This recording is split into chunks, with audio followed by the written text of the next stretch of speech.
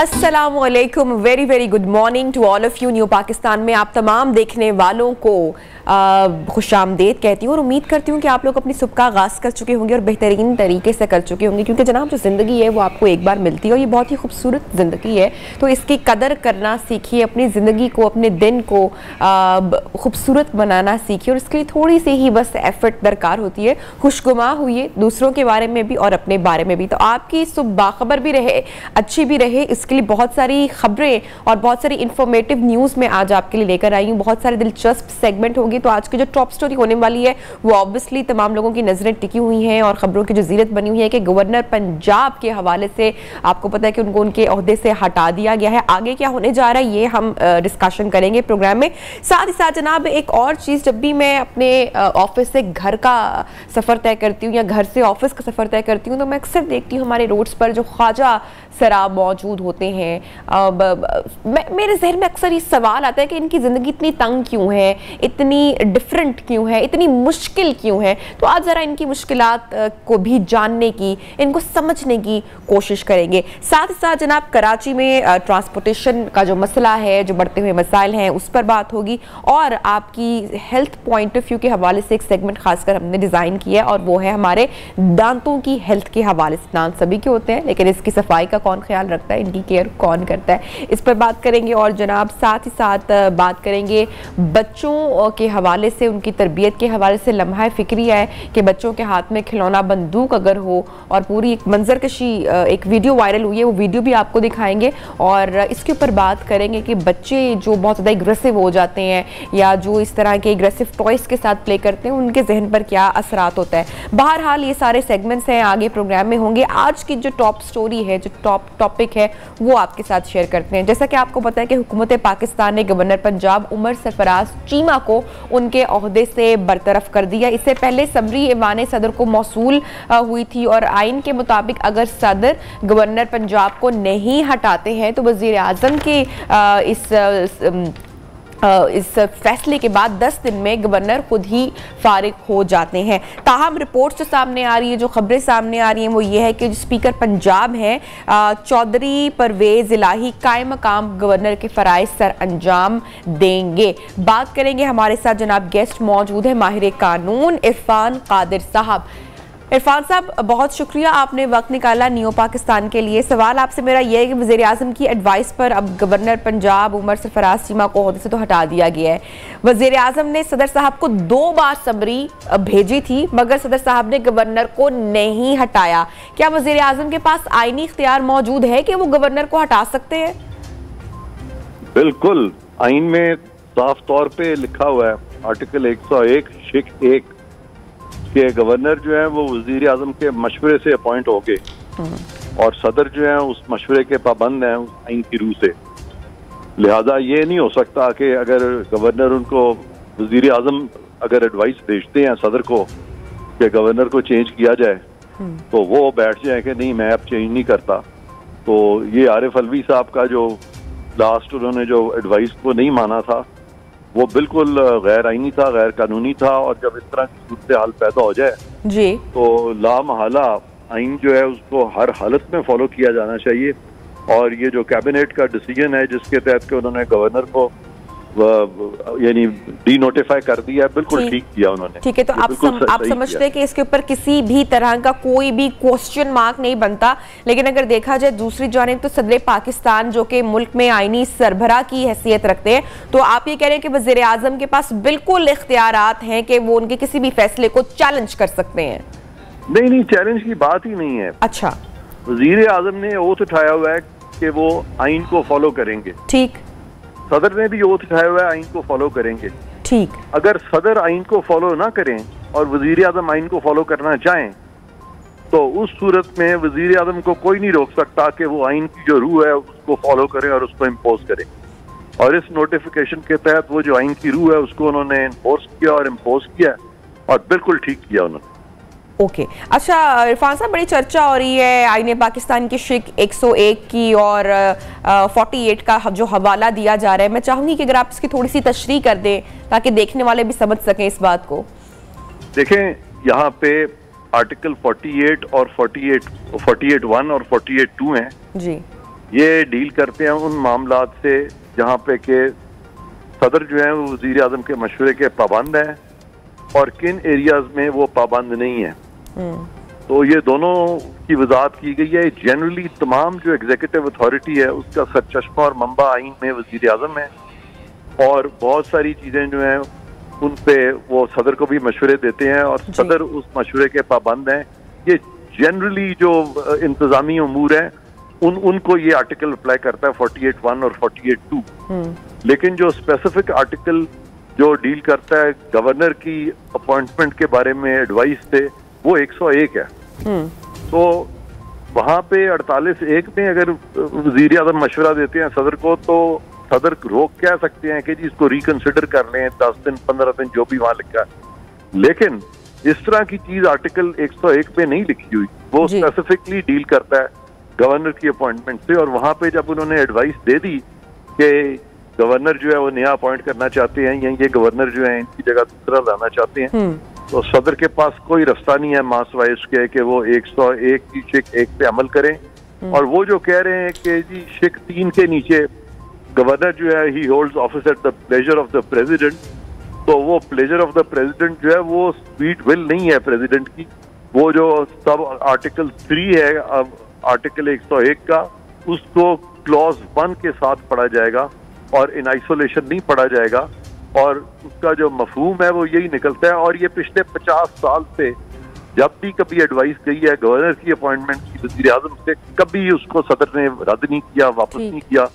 ये पहली दफा हुआ है क्योंकि इन्होंने स्पीकर ने भी जब नो कॉन्फिडेंस टेबल हो चुका था तो उन्होंने डिप्टी स्पीकर ने नो कॉन्फिडेंस पे वोटिंग ही रोक दी थी और उसको कह दिया हम रिजेक्ट करते हैं, जो कि वो नहीं कर सकते। उसके बाद ये तमाम तवातर के साथ यानी गवर्नर भी, प्रेसिडेंट भी, स्पीकर भी, डिप्टी स्पीकर भी ये कॉन्स्टिट्यूशन की वायलेशंस जो है वो करते ही चले गए हैं। और ये जो इनहराफ है आइन से तवातर के साथ बार बार बार बार बार बार, तो ये तो एक किस्म का ऐसा पैटर्न बन रहा है कि लग रहा है कि ये बगावत कर रहे हैं आइन के साथ।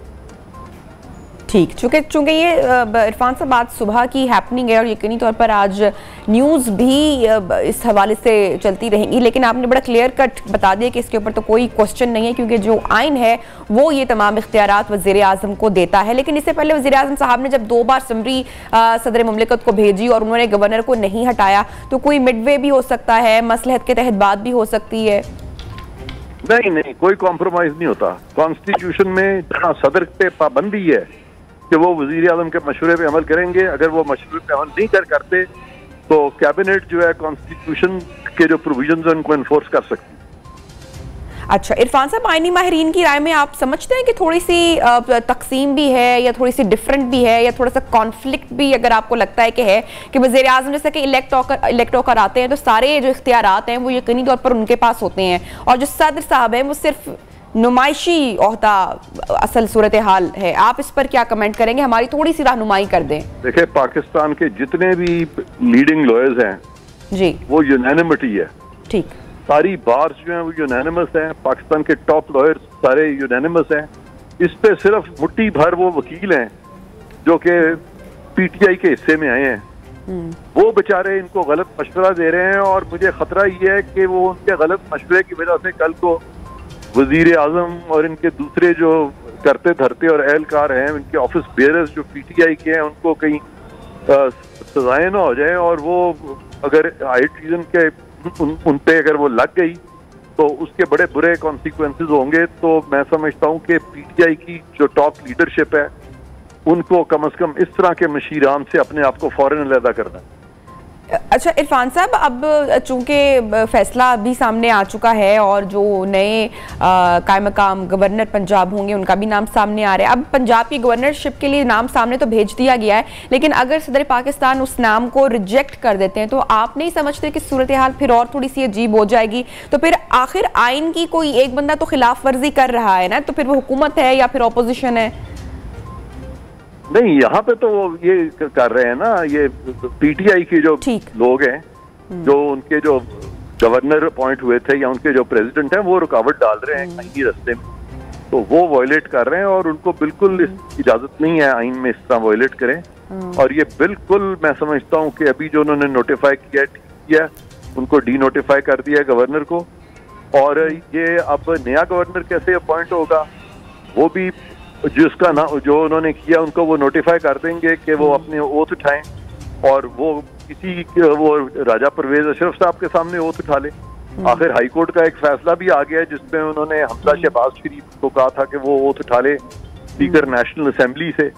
तो वो फैसला मैं नहीं कह रहा कि वो सिर्फ वही रास्ता है, वो अगर वैसे भी ओथ उठाना चाहें, गवर्नर ने तो ओथ हर हालत में उठाना है जब उसकी एडवाइस पे अमल तो करना है ना जी प्राइम मिनिस्टर की, तो उन्होंने ओथ उठाना है तो वो ओथ तो कौम के सामने उठा ले। क्योंकि अगर सदर लहदुल्लाल से काम लेते हैं तो रमूज सल्तनत के जो काम है वो तो नहीं रुकेंगे, वो तो काम तो चलते रहेंगे। तो उनको फौरन ओथ उठा लेना चाहिए, वजीर आजम के सामने उठा लें गवर्नर हो, बल्कि स्पीकर साहब की भी जरूरत नहीं है, वजीर आजम से ओथ ले लें, बस खत्म। अच्छा इरफान साहब, राना सनाउल्लाह भी दूसरी जानिब कहते हैं कि सदर का ओहदा अलामती है, सुप्रीम कोर्ट ये करार दे चुकी है कि सदर के पास इनहेरेंट एंड रेजिडुअल पावर नहीं होती है। तो आप क्या समझते हैं कि सदर साहब जो है वो क्या मामले में कोई किसी किस्म की ताखीर कर सकते हैं? क्या कोई ऑप्शन उनके पास है कि ऐसा कुछ किया जा सकता है कि मामला जो है वो डिले हो? देखें, कुछ मामलात में सदर पाकिस्तान जो है वो वाकई रीजंस के साथ वजीर आजम की एडवाइस से डिसएग्री कर सकते हैं और उनको कह सकते हैं रिकंसिडर करें, ठीक, लेकिन रीजन दे के ये नहीं है कि बगैर रीजन दिए हुए कह दें कि नहीं जी आप इसको रिकंसिडर करें। अगर वो इस तरह कर रहे हैं तो वो फिर आइन की वायलेशन कर रहे हैं। और यहाँ पे सदर पाकिस्तान ने कोई खातिर खा रीजन इस तरह के नहीं दिए। और ये आर्टिकल मैं आपको बता रहा हूँ 101 जो है वो 48(1) की एडवाइस से एक मुख्तलिफ एडवाइस है यहाँ पे, और उसमें कोई रिकंसिडरेशन का यानी प्रोविजन आइन में नहीं है। ठीक, बहुत शुक्रिया इरफान कादर साहब, आपने टाइम निकाला न्यू पाकिस्तान के लिए और आप गुफ्तगू कर रहे थे पूरे मामले के ऊपर। जनाब यहाँ पर लेंगे एक छोटा सा वक्फे के बाद वापस आएंगे और आकर एक बहुत ही इम्पॉर्टेंट इशू शहर कायद के हवाले से, जहाँ पर जो उनका एक बुनियादी और एक जो बड़ा मसला अवाम को दरपेश है वो वहाँ की ट्रांसपोर्टेशन के हवाले से है। तो क्या प्लानिंग है इस मसले को सॉल्व करने के लिए, क्या कोई इकदाम भी उठाए जा रहे हैं? बात करेंगे छोटे से ब्रेक के बाद, साथ रहिए।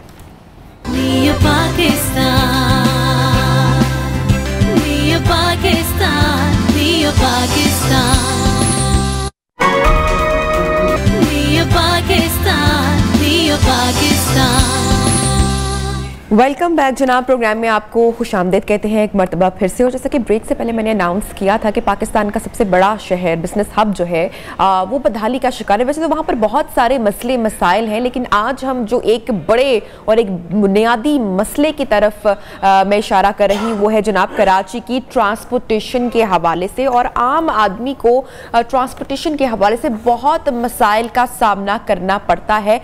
क्या वजह है कि इस मसले के ऊपर तवज्जो नहीं दी गई? एक रिपोर्ट मैं उसके फैक्ट्स एंड फिगर्स आपके साथ शेयर करना चाहूँगी। ब्लूमबर्ग में शाया होने वाली रिपोर्ट जो कि आज से कुछ अर्सा पहले शाया हुई थी, उसमें बताया गया कि दुनिया के 100 शहरों में मौजूद ट्रांसपोर्ट का निज़ाम है बदतरीन है, और इस फहरिस्त में कराची का भी नाम मौजूद है। Very unfortunate. कराची में सड़कों का जाल तकरीबन 10,000 किलोमीटर तक फैला हुआ है और इसमें से जो कई अहम शाहराएं हैं वो भी जनाब बदहाली का शिकार हैं।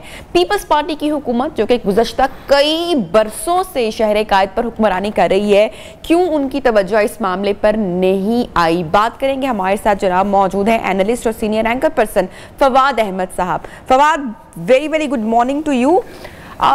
क्या वजह आप समझते हैं शहर कायद में जो ट्रांसपोर्टेशन का निज़ाम है ये क्यों बदहाली का शिकार है और दिन ब दिन बद से बदतर होता चला जा रहा है? बहुत शुक्रिया नबिया। देखें, ये जो है वो निस्फ सदी का किस्सा है, 2-4 बरस की बात नहीं।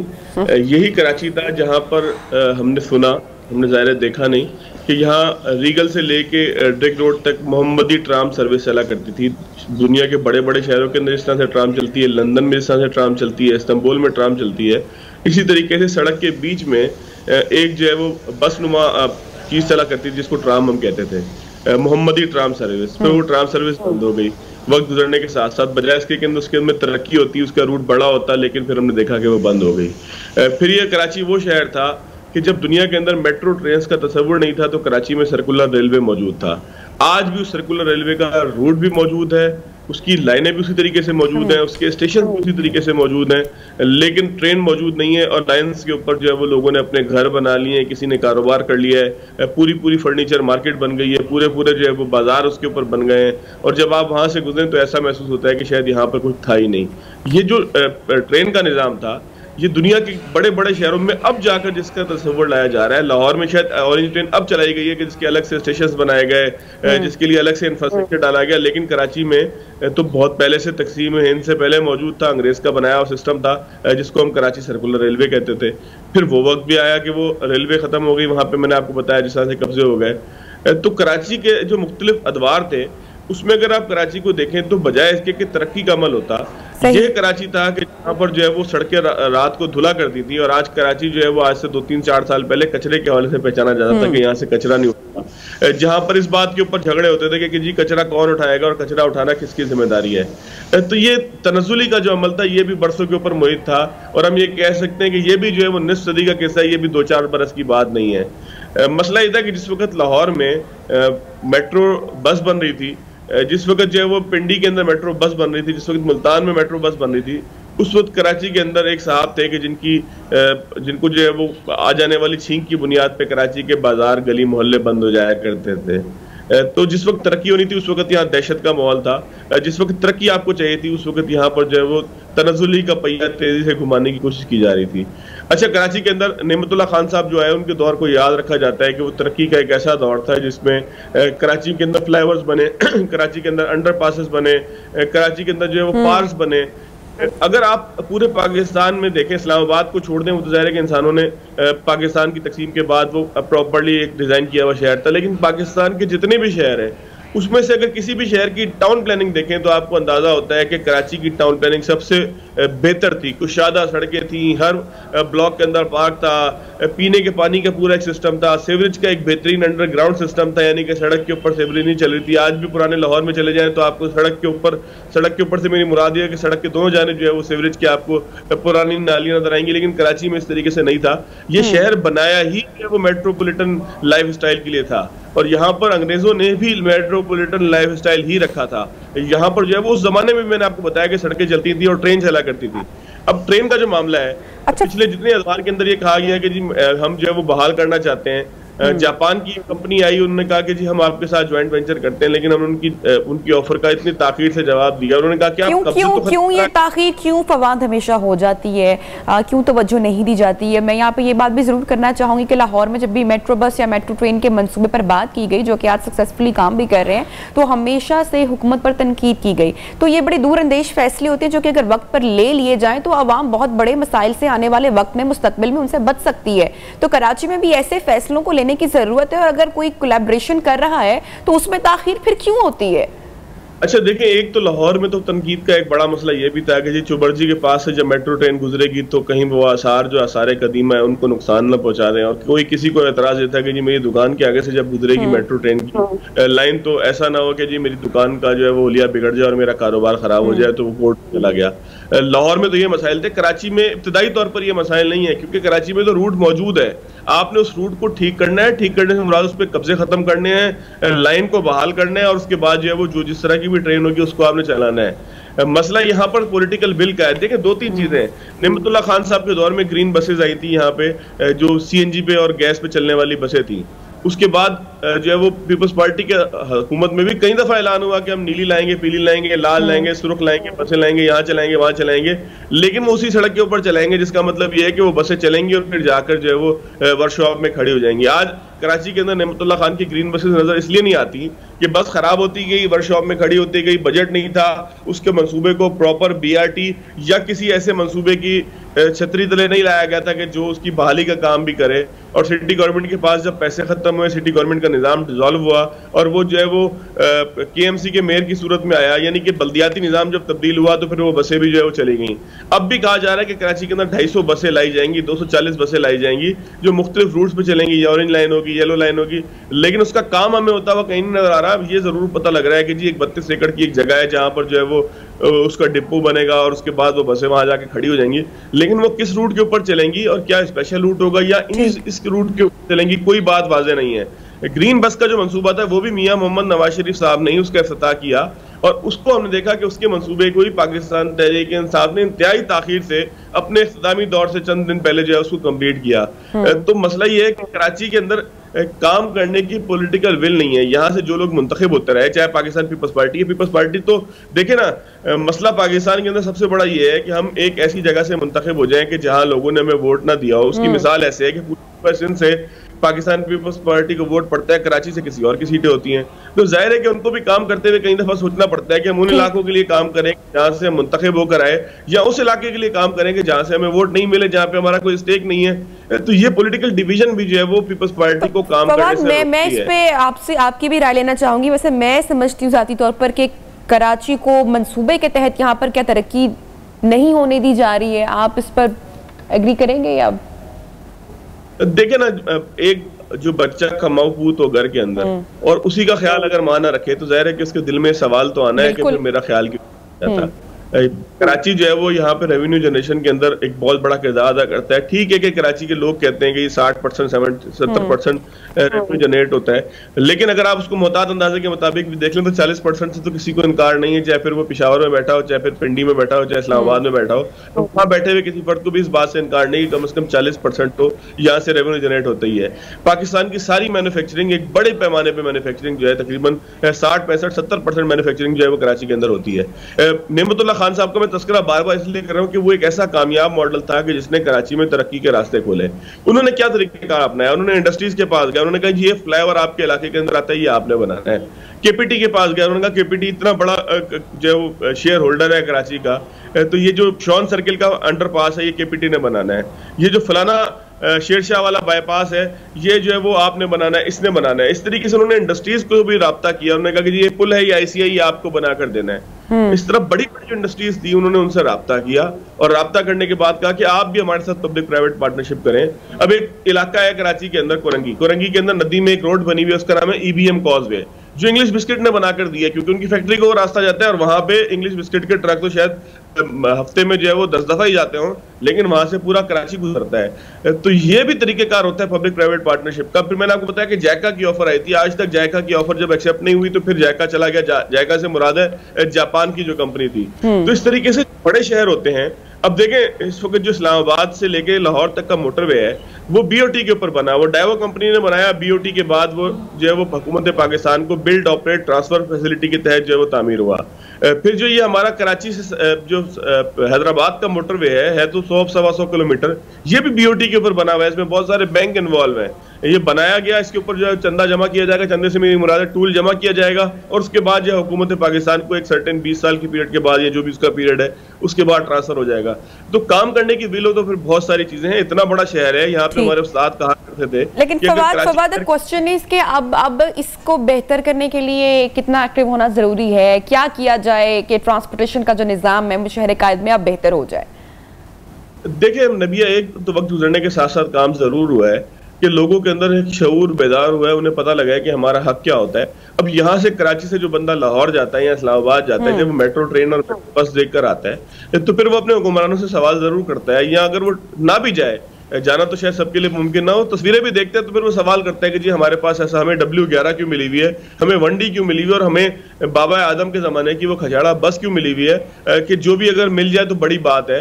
यानी कि इतना बड़ा फुकदान है कराची के अंदर कि एयरपोर्ट से डिफेंस आने के लिए, एयरपोर्ट से कोरंगी जाने के लिए, एयरपोर्ट से औरंगी जाने के लिए, स्टेशन से कोरंगी औरंगी या किसी कराची के इलाके में जाने के लिए आपको बस मैसर नहीं है, आपको प्राइवेट गाड़ी करनी पड़ती है या आपको चिंची के ऊपर बैठ के किसी और इलाके के अंदर जाना पड़ता है।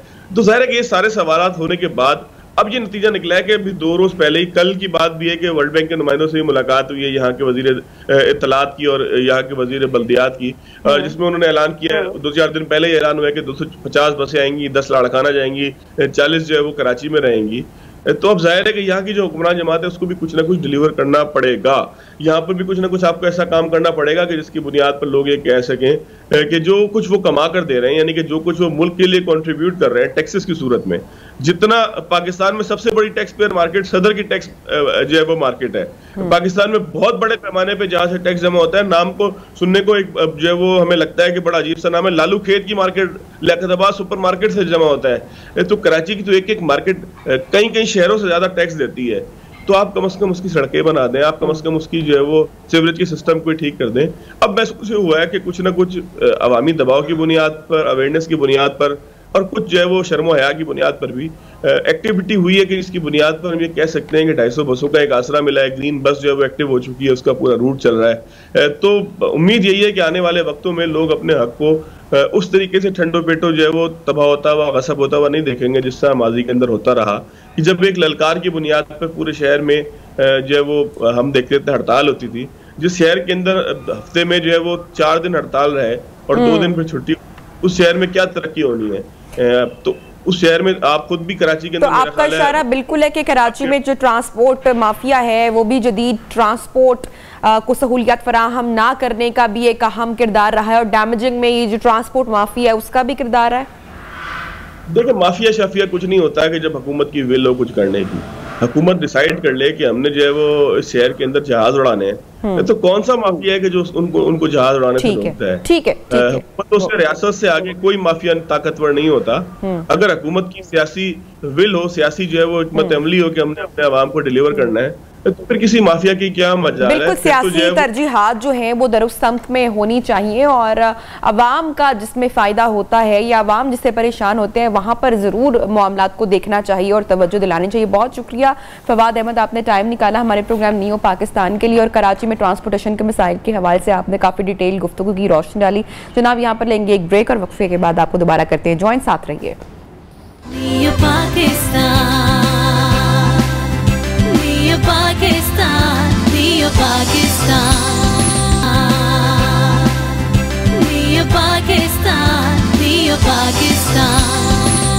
वेलकम जनाब, एक मरतबा फिर से आपका प्रोग्राम नियो पाकिस्तान में खुशामदीद कहती हूँ। और अक्सर ऐसे होता है कि फैमिली में जब बच्चों की बर्थडेज होती हैं, बच्चियों की भी और बच्चों की भी, तो जब भी मैं किसी बड़े स्टोर पर जाती हूँ उनके लिए कोई टॉय परचेज़ करने के लिए कि बर्थडे पे इनके लिए बेस्ट टॉय लेंगे, तो लड़कियों के लिए बहुत सारी ऑप्शंस होती हैं, बहुत सारे टॉयज़ हमें मिलते हैं। लेकिन जब भी मैं बॉयज़ सेक्शन में जाती हूँ तो वहाँ पर 2 चीज़ें मुझे हमेशा सेक्शंस में दिखाई देती हैं, और उनमें से एक होती है कार्स, ट्रक्स, और दूसरी चीज़ जो कि बहुत ज़्यादा होती है वो होती हैं जनाब गन्स, तलवारें और मार कुटाई का बहुत सारा सामान। अच्छा जी, अब ठीक है, बच्चे हैं, खेलेंगे, प्ले करेंगे, हर तरह की गेम खेलेंगे, लेकिन क्या जो खेल है वो बच्चों की शख्सियत पर भी असर अंदाज होता है कि नहीं? कराची के एक इलाके में वायरल होने वाली वीडियो जो कि आजकल सोशल मीडिया पे काफ़ी चर्चा में है, मैं आपके साथ शेयर करूँगी, जहाँ पर बच्चे ग्रुप्स की सूरत में, टोलियों की सूरत में बंदूकें, खिलौना बंदूकें उठाए आपस में खेल रहे हैं। अब क्या पूरा मंजर है, जरा आपको वीडियो दिखाती हूँ, फिर गेस्ट की जानिब बढ़ते हैं। जी जनाब, तो आपने देखा कि अच्छी खासी बड़ी तादाद में ग्रुप्स बने हुए हैं बच्चे, और वो एक दूसरे पर लड़ रहे हैं आपस में टोलियों की सूरत में। इसी पर बात करेंगे। Doctor Nushaba Anjum, she is psychologist, माहिर नफ्सियात, हमारे साथ मौजूद है। डॉक्टर साहब, थैंक यू वेरी मच, आपने टाइम निकाला प्रोग्राम नियो पाकिस्तान के लिए। बचपन के जो खेल होते हैं वो बच्चों की जहन साजी में भी किरदार अदा करते हैं और साथ साथ उनकी शख्सियत पर भी असरअंदाज होते हैं। क्या कहेंगी आप डॉक्टर साहिबा? जी बिस्मिल्लाह, शुक्रिया नबिहा आपके मदु करने का। बस ये इट्स वेरी अनफॉर्चुनेट, और ये इस किस्म के जो वीडियोस देखकर, खासकर जो बच्चे जो हमारा पिलर्स हैं सोसाइटी का, जिन्होंने लेकर चलना है, 2-3 सवाल ये जो वीडियो है इस किस्म की हमारे जहनों पे छोड़ जाती है कि ये जो बच्चे हैं, ये इस वक्त जो एक टीम की शक्ल में आपने देखा कि ये पिस्तौलें पकड़ी हुई हैं, और ये क्या कहाँ से आई, किसने पकड़ाई, वालिदैन बच्चों के क्यों उनको इस जो ये तशद्दुद आमेज जिसको हम कह सकते हैं, या अग्रेशन या वायलेंस, ये बच्चे कहाँ से ले रहे हैं? क्या हमारे वालिदैन की कोई अपनी इनसिक्योरिटीज हैं? क्या उनका अपना कोई अग्रेशन है उनके अंदर कि आप बच्चों को ऐसी चीजें पकड़ा देते हैं? बिल्कुल आपने ठीक कहा कि ये जो शुरू के साल होते हैं बच्चों के, जिस वक्त आप उनको सिर्फ और सिर्फ मोहब्बत करना सिखाते हैं, आपने सोसाइटी को, माँ का काम और वालिदैन का काम ये है, जो बच्चा जिस वक्त उनके पास है या स्कूल्स में साथ का ये काम है कि आपने सोसाइटी को एक अमन पसंद शहरी देना है, एक प्रोडक्टिव से शहरी देना है। आपने इस एज में उनको लव एंड हेट में डाल दिया। और फिर ये पिस्टल्स आप देखिए कि इस ईद के ऊपर खासकर मैंने देखा 118 केसेस अस्पतालों में ऐसे आए जिनमें बच्चों की आंखें, ये जो बच्चे समझते हैं कि ये जो टॉय है गन, ये हार्म नहीं कर सकती किसी को और या ये हार्मलेस है, लेकिन ऐसा नहीं है। ये गन्स आप ये देखें कि पहले 2015 में बैन हुई, हमारे हमसाया मुल्क में बहुत ज्यादा जिस वक्त ये जंग का माहौल था, तो आपने देखा कि हमारा एक सूबा जो केपी के बिल्कुल साथ था, उसमें बहुत ज्यादा बच्चों के अंदर, एक तो हमारे कल्चरल के वो एक पावर का आपके अंदर एक बच्चों को देना कि सिंबॉलिकली हम बच्चों को पकड़ाते हैं बचपन से ही कि आप बड़े पावरफुल हैं और आप अपने फैसले, बच्चों में फाइट और फ्लाइट सिचुएशन जिस वक्त आए तो उनको ये नहीं बताना, उनको ये बताना है कि बर्दाश्त कैसे करना है। ये थोड़ी बताना है कि पिस्तौल लो और आप आगे अपने भाई, ये तो आप बच्चों को सिविल वॉर सिखा रहे हैं ना कि आपने कोई कॉन्फ्लिक्ट होता है या खेलना भी है तो आपस में भाई भी ये या दोस्त हैं बच्चे या ये भाई हैं, आप कैसे एक दूसरे को पॉइंट आउट कर सकते हैं। तो ये चीजें ज्यादा हमारे जो हमसाया मुल्क से ये बहुत ज्यादा तादाद में हमारे मुल्क के अंदर आ रही हैं ये गन्स, और इनकी कीमत इतनी कम है कि वेरी अफोर्डेबल। तो ये बहुत बड़ा सवाल है कि ये क्यों है। इसी तरह अगर आपने देखा होगा लाहौर के अंदर एक बच्चे ने जो कि आइस के नशे पे भी था, अपनी वालदा, बहुत बड़ा हादसा था, वालदा को और सेपरेटेड फैमिली थी, उस 3 बहन भाइयों को उसने पिस्तौल से कत्ल कर दिया क्योंकि घर के अंदर मौजूद थी।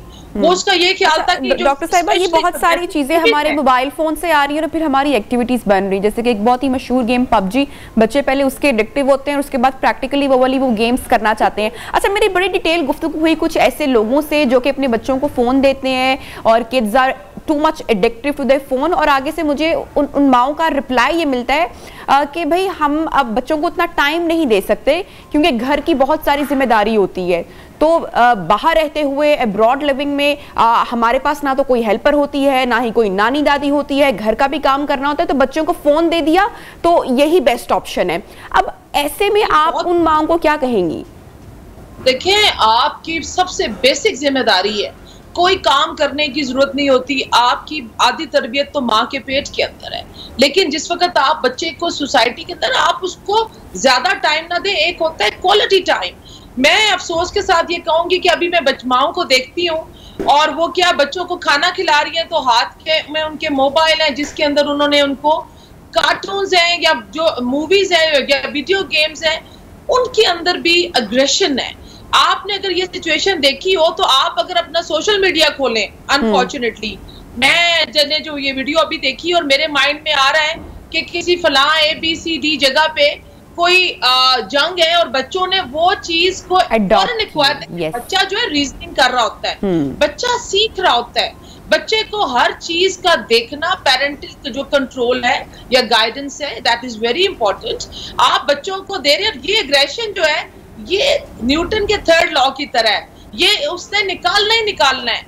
आपने बच्चों को अंदर वो एग्रेशन जो है या उनको रेपिस्ट बनाएगा अगर आप देखें, या उनको आप देखें जो बच्चे हमारे ड्रग्स में जा रहे हैं, ज्यादा से ज्यादा बच्चे हमारे इसमें इंडल्ज हो रहे हैं, डिप्रेशन और एंजाइटी है, उन्हें कुछ समझ नहीं आ रही। आपके पास खेल के मैदान नहीं है, स्कूल्स आपने अपने छोटे छोटे घरों में स्कूल खोले हुए हैं।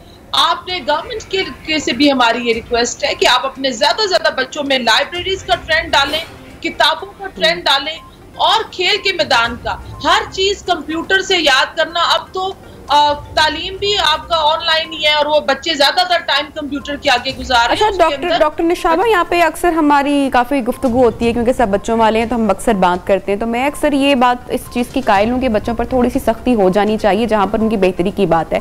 लेकिन कल मुझे एक बड़ा डिफरेंट ओपिनियन मिला कि अगर बच्चों पर पेरेंट्स ज्यादा सख्ती भी करें तो बच्चे पेरेंट्स के एंटी भी हो सकते हैं, वो शायद नफरत भी करना शुरू कर सकते हैं माँ बाप से कि शायद ये मेरी डिमांड्स पूरी नहीं कर रहा या मेरी सारे विशेष को फुलफिल नहीं कर रहा। आप इस पर क्या कहेंगी और कैसे गाइड करेंगी? देखिए, मैं बहुत अच्छा आपका ये सवाल है। मेरे ख्याल में जब परिंदा एक सोलो फ्लाइट के लिए अपने बच्चे को छोड़ता है तो वो एक बर्ड आई व्यू देता है। आपने बच्चे को अगर सजा दी है, आपने बच्चे को, हमारे यहाँ बच्चों को मैंने देखा है कि माएँ घरों में कुछ नहीं कहती, ज्यादातर टाइम वो उनका अपना ही व्हाट्सएप ग्रुप्स और ज्यादा उसमें गुजरता है टीवी के आगे। लेकिन जब बाहर जाती है तो बच्चों को लोगों के सामने, बच्चे का सेल्फ एस्टीम बड़ा हाई होता है। आपने उसको अगर सजा दी है तो उसको पता होना चाहिए, आपने उसको उस वक्त नहीं, लेकिन थोड़ी देर के बाद ये जरूर ब्रीफ करना है कि वो आपका फिजिकल नहीं होना चाहिए, आपकी जो पनिशमेंट है और वो बिल्कुल होना चाहिए कि आप उसका गेम टाइम या टीवी टाइम आप उसको रोक दें, लेकिन उसके बाद उसको ये जरूर बताएं कि ये काम उसने किया था, इस वजह से उसको रीजन जरूर दे। और फिर जब अगर आप बच्चों को छोड़ते हैं बाहर तो please bird eye view they, controlling behaviour. मैं नहीं कहती कि आप बच्चों को बांध दें, लेकिन आप बच्चों को जाएंगे, आप बच्चे आजकल मैं देखती हूँ छोटे छोटे बच्चे हाउस पार्टीज में जा रहे हैं, छोटे छोटे बच्चे अगर तो घरों के अंदर उनके पता नहीं कितने मिलियन फॉलोअर्स हैं बच्चों के। इससे पहले हम माएँ कहती थी बाहर किसी अजनबी को नहीं मिलना, अभी आपको नहीं पता कि वो गेम्स के थ्रू किसको मिल रहे हैं। तो ये चीजें हैं जो बहुत बड़ा सवालिया निशान है। ये पबजी गेम आप देखें कि आए दिन मैं इसके ऊपर शो कर रही हूँ कि ये वायलेंट मूवीज देख देख के बच्चे वायलेंट और एग्रेशन क्या करेंगे, वो खेल की शक्ल में भी आपने उनको वही पकड़ा दी है, फुटबॉल, क्रिकेट, बैडमिंटन। आप उनको इस किस्म की गेम्स के रुझान पैदा करें। मोहल्ले के लेवल पे जो हमारे नाजिम है या काउंसलर्स हैं वो ऐसी गेम्स के ये छोटे छोटे मैचेस को बच्चों के लिए तैयार रखें। माओ को भी चाहिए या पेरेंट्स को भी चाहिए कि अपने बच्चों के साथ आप ऐसा टाइम गुजारें जिसमें आप उनके साथ खेलें। तो ये चीजें ये है कि ना कि आप ये इस किस्म की वीडियो इतनी मेरे लिए मैं आपको बताऊं कि वो डिप्रेसिंग हमारे लिए है कि हम बोल बच्चों के लिए। और आप सोशल मीडिया का जो कंट्रोल है मैं समझती हूँ कि बच्चों को आप दिखा रहे हैं कि फलां मुल्क में अभी देखें जंग, बच्चों के लिए अमन, हमने अपने बच्चों को पुरअमन शहरी बनाना है, ना कि हमने उनको बताना है जाओ सिविल वॉर करो, भाई भाई के साथ पिस्तौल उठाए। और ये हमारा जो कल्चर है ना, अनफॉर्चुनेटली कल्चर, बिल्कुल कल्चर, और हमारा जो फैमिली कल्चर है, हमारा जो खानदानी निजाम है, वो भी थोड़ा सा मुझे समटाइम बहुत डिफरेंट लगता है। देखिए मैं भी अगर आप ये देखें कि अगर आप पावर को मुझे बता दें, अगर आप जा रहे हैं और गाड़ी में पीछे 2 गनमैन 3 खड़े हैं और साथ एक बड़ी गाड़ी प्राडो है उसके पीछे, तो आप क्या सोचेंगे? आप सोचेंगे यार हमारा कोई बड़ा लीडर जा रहा है।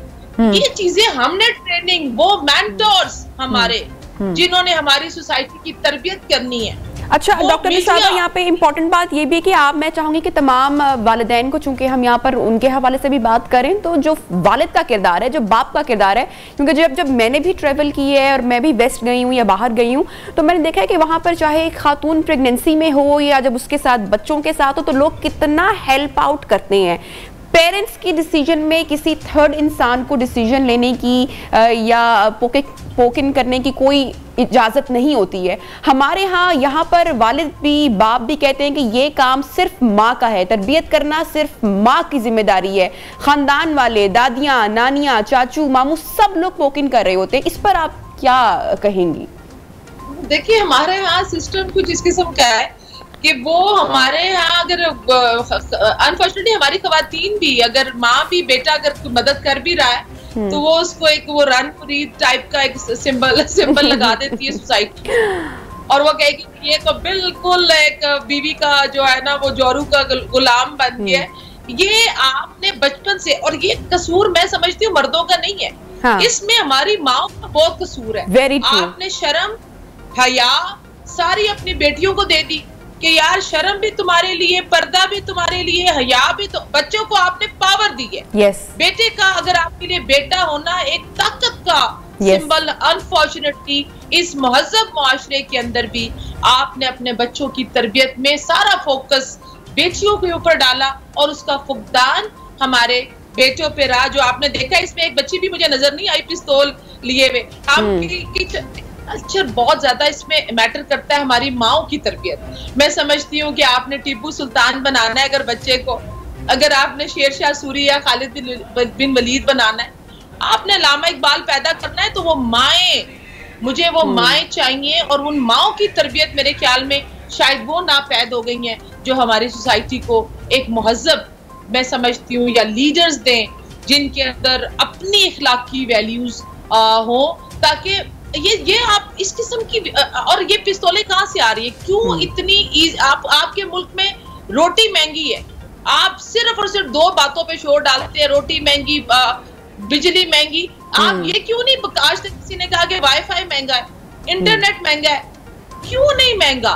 क्यों इतना सस्ता है, क्यों एक भिखारी के पास भी 2-2 मोबाइल्स हैं, क्यों वाईफाई हर तरफ मौजूद है, very very very true. Thank you so much doctor Nishaba Anjum हमारे साथ इन कॉन्वर्सेशन थी। और चूंकि बच्चों में बहुत सारी एनर्जी होती है और वो किसी पॉजिटिव जगह पर निकालने की जरूरत होती है, पेरेंट्स की बड़ी जिम्मेदारी बनती है कि वो अपने बच्चों के साथ कोई हेल्दी एक्टिविटी करे।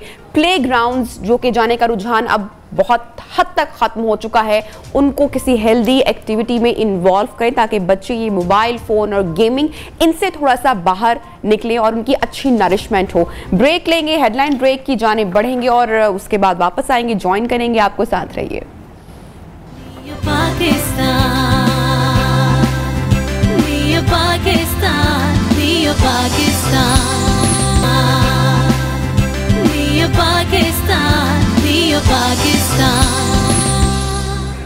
वेलकम बैक जनाब। न्यू पाकिस्तान में आपको एक मर्तबा फिर से खुश आमदेद कहते हैं। जनाब, जब भी हम अपने घर से दफ्तर जा रहे होते हैं या अपनी रोड्स पर होते हैं तो हमने बहुत सारे ख्वाजा सरा रोड्स पर देखे होते हैं।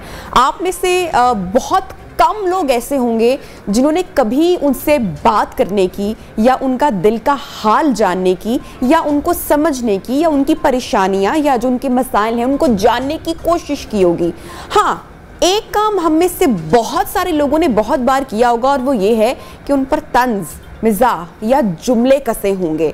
इसलिए जब मेरी एक खासरा से बात हुई तो उन्होंने मुझे कहा कि हमारी जो ज़िंदगी है वो दहकते अंगारों की तरह है और ये भड़कते रहते हैं हमारी बेहिस्सी की वजह से। आज इसी पर बात करेंगे कि क्यों ये तबका इतना इग्नोर्ड है हमारे माशरे में। और इस पर बात करने के लिए हमारे पाकिस्तान की बड़ी मशहूर मीडिया पर्सनैलिटी जनाब डॉक्टर उमर आदिल मौजूद हैं। अस्सलाम वालेकुम, गुड मॉर्निंग डॉक्टर साहब, कैसे हैं आप? फर्स्ट ऑफ ऑल आप you looking very good. Allah का शुक्र है बेटा, and so are you looking very good. Allah ताला तुम्हें शादो आबाद रखे और तुम्हारे बच्चों को नेक और लायक करे। बिल्कुल, और क्या।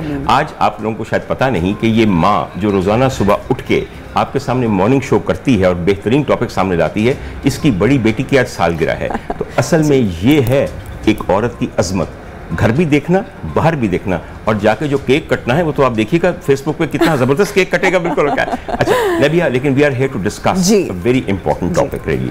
पहली बात तो ये है कि नबिया ने कहा कि जब आप सड़कों के ऊपर गाड़ी में बैठे होते हैं, किसी भी इशारे पर रुकिए तो बहुत सारे ख्वाजा सरा आके आपकी खिड़की के ऊपर नॉक करते हैं। पहली बात मैं ये कहना चाहता हूँ, वो ख्वाजा सरा नहीं है, वो सब नकली बेकार लड़के हैं जो कि सुबह सुबह एक सेंटर्स बने हुए हैं जहाँ पे बहुत बड़े सारे प्याले के अंदर पिंक रंग का रोगन होता है। वो जल्दी जल्दी मुंह पे मलते हैं, उनको एक चादर प्रोवाइड की जाती है, अपनी जूतियां भी वही पहनी होती हैं और उनके अंदर कोई ख्वाजा सरा वाली नज़ाकत, लचक, अदब, तहजीब नहीं होता। ख्वातीन हज़रात, मैं आपको ये बताना चाहता हूँ, ये अमरे रब्बी है कि किसी के यहाँ ख्वाजा सरा पैदा हो जाए। हमारे यहाँ बच्चे की जो जीनोटाइपिक सेक्स डिटरमिन होती है वो रहमे मादर के अंदर 4th month of intrauterine life पे होती है। मुझे आप ये बताइए, 4 महीने के खून का लोथड़ा माँ के यूट्रस के अंदर अपनी सेक्स डिटरमिन नहीं करता। और अगर कोई शख्स ऐसा पैदा होता है जो बुनियादी तौर पे एक मर्द है, यानी कि एक बेटा पैदा हुआ है, लेकिन कुछ अरसे बाद वो जब बड़ा होता है तो उसको एहसास होता है कि नहीं, मैं एक मर्द नहीं हूं, मैं एक औरत हूं और मैं औरत की तरह जीना चाहता हूं। ये क्या उसको खुद सिखाया गया है? ये उसकी अपनी चॉइस है, उसने खुद सिलेक्ट की है? ये अल्लाह ताला ने उसके अमरे रब्बी है। हजूर वाला में आपने बड़ी प्यारी बात की कि ये अमरे रब्बी है, यानी कि अल्लाह ताला के काम है, उसकी रजा है, उसकी मर्जी है, उसके रम्ज हैं। लेकिन हमारे यहाँ लोग बड़ी आसानी से कमेंट पास करते हैं ना। आपने भी बहुत बारी जुमला सुना होगा, हमने भी बहुत सुना हुआ है हमारी सराउंडिंग में कि भाई उसकी तो सोहबत ठीक नहीं है, या ये तो गलत लोगों में, या बहुत सारी बहनें थी इस वजह से मिजाज बदल गया। क्या बहुत सारी बहनों के होने से एक भाई भी बहन बन सकता है? अच्छा, जहाँ बहुत सारे भाई होते हैं वहां तो हमने कभी किसी लड़की को मर्द बनते नहीं देखा। बात सिर्फ ये है हुजूर वाला कि जब तक हम अपने नोशंस ठीक नहीं करेंगे, पहली बात यह है किसी भी ऐसे बच्चे के ऊपर या ऐसे शख्स के ऊपर तंज करने से पहले सोचें कि आप शुक्र अदा कर चुके हैं कि आपके यहाँ ये पैदा नहीं हुआ जी। आप सोचिए कि उन माँ बाप के लिए भी कितनी बड़ी आजमाइश है। असल आजमाइश उस बच्चे के लिए, खुदा के लिए मेरी बात समझिए, अल्लाह ताला के कामों में आप कौन होते हैं? किसी किस्म की भी बात करने वाले। और जब आप अल्लाह की मखलूक जो उसके रम्ज और हुक्म के मुताबिक पैदा हुई है या अपना सच जीना चाहती है, ख्वाजा सरा जब औरत बनता है तो वो अपना सच जीना चाहता है। मैं सिर्फ आपको एक बात बताऊं, एक बच्चा पैदा हुआ ना, उसको थोड़ी देर पर पता चला कि नहीं, I am attracted two things that girls do. इसका मतलब है कि उसके अंदर एक औरत की रूह है, उसकी तमाम चीजें, उसकी जबिलत जो है वो निस्वानी है। हमने यहाँ पे तो मारपीट के इस बात को दबा देते हैं। ऐसी मारपीट, मैं एक ऑर्थोपेडिक सर्जन हूँ, मैं कसमिया आपको कहता हूँ, मैंने अपने बेटों को, बापों और भाइयों को मिलके मारते ऐसे देखा है कि उनकी हड्डियां टूट जाती हैं कि तू ठीक होना है कि नहीं होना, तू ठीक होना है कि नहीं होना। वो बेचारा रोता है, मैं कितों ठीक हुआ, मैं ऐसे यही मेरा ठीक है, अब मुझे खराब करना चाहते हो? जाहिर है यही मेरा ठीक है। आप यकीन कीजिए बच्चे खुदकुशियां करते हैं because they cannot come to terms with what they perceive as their sexuality। Doctor साहब, हम नेटफ्लिक्स देखते हैं और वेस्ट पे बहुत काम हो रहा है, उनकी मूवीज, वहाँ पर तो एक्सेप्टेंस है ही, लेकिन मैं अगर इस खित्ते की बात करूँ तो हमारे आसपास भी जो ममालिक है वहाँ पर इस चीज़ की एक्सेप्टेंस अब आना शुरू हो चुकी है, और इसका हमें जो सबूत मिलता है वो उनकी मूवीज जब आप देखते हैं तो आपको, क्योंकि उनकी कमोपेश बहुत सारी मूवीज में अब ये टॉपिक होना शुरू हो गया और एक्सेप्टेंस दिखाई जा रही है। लेकिन जब हम हमारे यहाँ की बात करते हैं तो हमारे यहाँ इस्लामिक और जो हमारी दीनी अहकामात हैं वो भी बीच में आते हैं। बात आपको बताऊं, आपने बड़ी अच्छी बात की है, मैं थोड़ी सी आपको इसके हिस्टोरिकल कॉन्टेक्स्ट बताऊं जी। हमारे यहाँ ख्वाजा सरा एज अ सब कल्चर, ख्वाजा सरा as a very very responsible people हमेशा से राइज थे। ख्वाजा सरा का मतलब पता है क्या है? सरा है हरम सरा, बादशाह की हरम सरा, और ख्वाजा क्या है? उसका इंचार्ज। तो जो बादशाह का हरम सरा है, जहाँ की उनकी बीबियां और कॉक्यूबाइंस और वाइफ्स सारी रहती हैं, उनके इंचार्ज, उनके मामला कौन देखते थे? हमने हिस्टोरिकल मूवीज में भी अक्सर ये देखा है। आजकल तो आपकी पूरी हिस्ट्री जो है वो तुर्की हो चुकी है ना, तो आपको याद है कि आगा जो होते थे वो क्या थे? वो सब ख्वाजा सरा थे। आपने हुरम सुल्तान के ऊपर हुक्मरानी करते किसको देखा है? फलाना आगा, फलाना आगा, फलाना आगा। इसलिए कि because they were considered genderless, they were not considered a threat to women in the of the royal household, इसलिए उनको वहां का इंचार्ज बनाया गया। तबाही कहाँ आई? तबाही आई विक्टोरियन कॉलोनियल एरा में। जब अंग्रेज हम पे हाकिम हुए हैं तो उन्होंने 2-3 तबकात को बिल्कुल इंतहाई जलील और इलीगल कर दिया। 2 तबके सबसे ज्यादा इफेक्ट हुए, एक ख्वाजा सरा, इनको इलीगल कर दिया गया कि आप you live according to your sexuality and you considered illegal and criminal. और दूसरी जो है हमारी तवाइफें, हमारी जितनी भी तवाइफें हैं उससे पहले बाकायदा उनका एक कल्चर था, उनका एक रुतबा था, उनके कुछ काम थे। अंग्रेजों ने आके in that particular widowed morning Victorian empress, उसने कहा कि नहीं ये सब काम गलत हैं, ये तो सेवेजेस हैं, इनको तो पता ही नहीं है, इन सब को आपने इलीगल कर दिया। उससे पहले ख्वाजा सरा बिल्कुल ठीक थे। और जब से हमारा कॉलोनियल पास खत्म हुआ है, हमारे अंदर एक घटिया मेंटेलिटी दर आई है। मैं आपको बताऊं, मेरे बचपन का मैं आपको हाल बताता हूं। मेरा ताल्लुक एक छोटे से गांव से है, उसका एक इलाका है जहां मैं रहता हूं। हमारे यहाँ बच्चे का पैदा होना, हमारे यहाँ किसी खुशी का होना, शादी की तारीख रखना, पता है क्या इंतजार करते थे कि हाय साढ़े आएंगे ख्वाजा सरा, आके ताड़ियां मारेंगे, साड़ियां खुशियां बता। दौर भी चले गए अब तो। हाँ। अभी कुछ अर्सा पहले अल्लाह ने आपको बेटा दिया है। अब मैं बेटियों के बहुत हक में, क्योंकि मैं बेटी का बाप हूँ, मगर जब बेटा पैदा होता है या बेटी पैदा होती है, ख्वाजा सरा जब आते हैं, उनकी खुशी, उनके गीत, उनका रक्स दीदनी होता है। आप यकीन कीजिए, माँ बनने वाली लड़की के गोद में वो होता है, दादी ऐथे खड़ी, नानी ऐथे खड़ी है। क्या वो गाने हैं आपने भी शायद सुने, अब तो कोक स्टूडियो में भी गाना आ गया, शगना दी चूरी तेरी दादी बनावे, तो दादा वडे रेवड़ियाँ वगैरह। हजूर वाला, ये जो शगना दी चूरी का गाना है सारा, बाल कड़ा, ये सब ख्वाजा सरा की अपनी एंटरटेनमेंट है। मेरी बात सुनिए, एक सब कल्चर है, वो अपनी रोजी रोटी ऐसे कमाता है कि आपकी खुशियों में आके शामिल होता है। आप फिर बच्चे का सदका, खैरात, कुछ और दाने, अब गंदम कटी है तो हमारे यहाँ तो दाने वाकई इनको दिए जाते हैं कि जाके आटा।